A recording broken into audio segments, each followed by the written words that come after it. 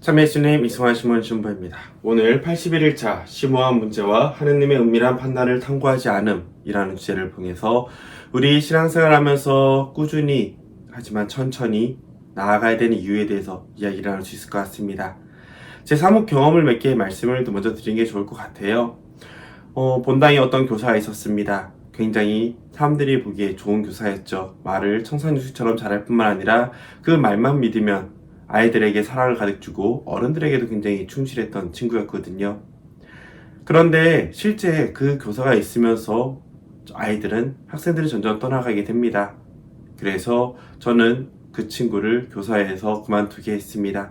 왜냐하면 그 친구의 말과 행실이 다르다는 걸 깨달았고, 그 친구가 열심히 하면 할수록, 다른 사람들에게 보이기 위해서 열심히 하면 할수록 오히려 아이들 사이에서 편애와 시기 질투가 생기고 떠나게 된다는 것을 목격했기 때문이죠.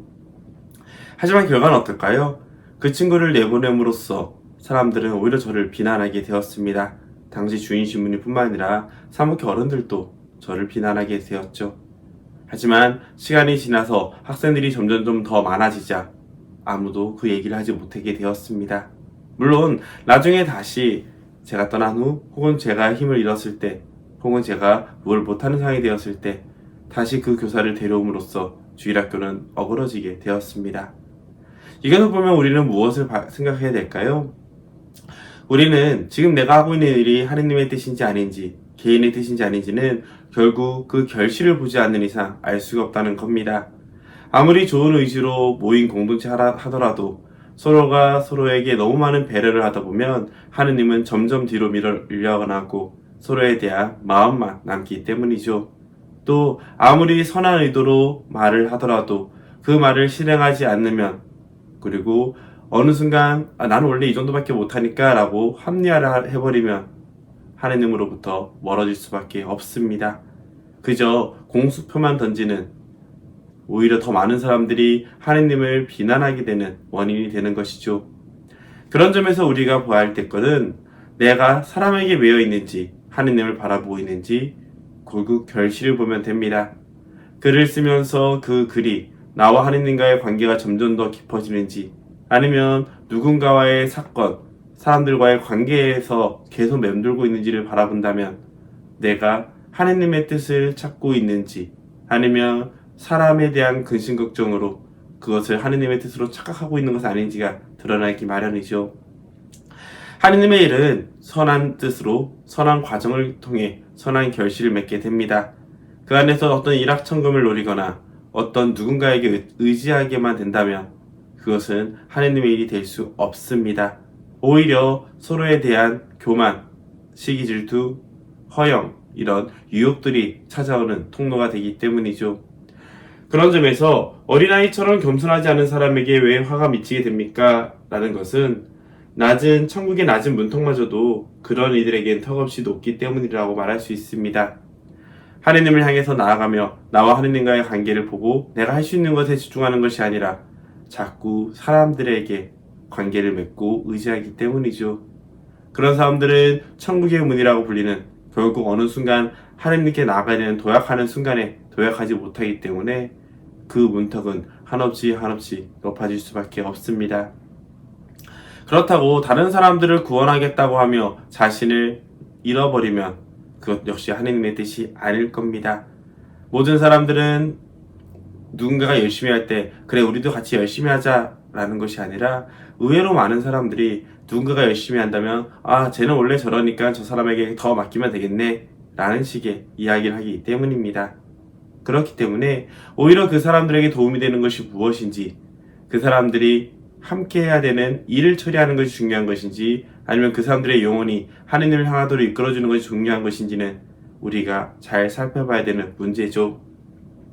그래서 저는 이 문장이 마음에 닿았습니다. 맨 마지막 문장인데요. 진리의 길을 끝까지 걷기만 하면 하느님의 나라는 너희 것이 될 것이다.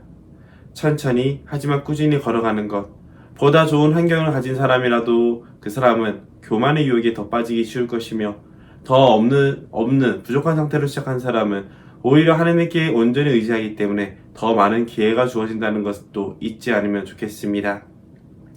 더 윤택한 그리고 안전한 생활은 더 많은 유혹이 찾아와 하느님께 나아가지 못하도록 뒤흔들 수 있다는 걸 기억하면서 내가 무엇을 향해 나아가야 되는지 어려운 순간에도 기억할 뿐만 아니라 안정된 시간에는 더 성장하려고 하는 노력을 기울여야 된다는 거 잊지 않으시기 바랍니다. 그런 점에서 제가 하는 일과 그에 따른 결과가 하느님의 뜻이라고 여기며 받아들이는지 묵상해봅시다 에서는 저는 결국 결과를 보고 판단한다 라고 말할 수가 있겠고요. 또한 누가 보다 좋은 사람이 악한 결과를 만들기도 하고 선한 이들이 모여서 선한 이야기를 하지만 악한 결과가 만들어질 수 있다는 것도 항상 염두에 둔 채 어떤 일을 실행하고 그거에 대한 평가와 피드백을 통해 수정 보완하는 작업은 반드시 중요하다는 것, 영성생활에도 필요하다는 것을 알려드리겠습니다. 물론 이런 얘기를 하면 가끔씩 그런 얘기를 하는 사람이 있어요. 너무 세상적이지 않냐 라고 하는데요. 원래 세상적에서는 이런 것을 하지 않고 그때그때 즐거움과 욕망이 추가합니다. 그러다가 어느 순간 내가 추구하는 가치를 성취시키고 이루어내기 위해서는 자신을 돌아보고 나아가야 되는 것이 필요하다는 것이 들어오기 시작했죠. 그래서 원래 그리스도교 전통에서 자신을 돌아보고 성찰하는 그 기도와 양심 성찰의 모습이 자기 개발에서 자기 스케줄을 통해서 자기 시간을 정리하고 나아가는 그런 방법으로 유입된 거거든요. 그러다 보면 그 사람들은 꾸준히 나아가면서 교만과 허영의 유혹을 경계하며 있는 그들의 자신, 내가 하루에 시간을 얼마큼 보내고 무엇은 일에 시간을 많이 쓰고 어떤 일을 했는지 안 했는지를 분명히 드러나는 그런 것을 도움을 받고 있다는 걸 기억하면 좋을 것 같습니다. 그런 점에서 여러분들 역시 모든 것을 인간이 알 수 없다는 것, 하지만 모든 것을 알고 계시는 하느님을 사랑하고 믿고 따르기에 우리는 하느님이 주신 그 길을 꾸준히 걸어갔을 때 사람들과 관계에서 비교하는 것이 아니라 나에게 주어진 뜻을 제대로 식별하고 꾸준히 걸어간다면 언제 어디서나 우리는 행복의 길로 나아갈 수 있을 뿐만 아니라 모든 유혹으로부터 경계할 수 있다는 것 잊지 않으셨으면 좋겠습니다.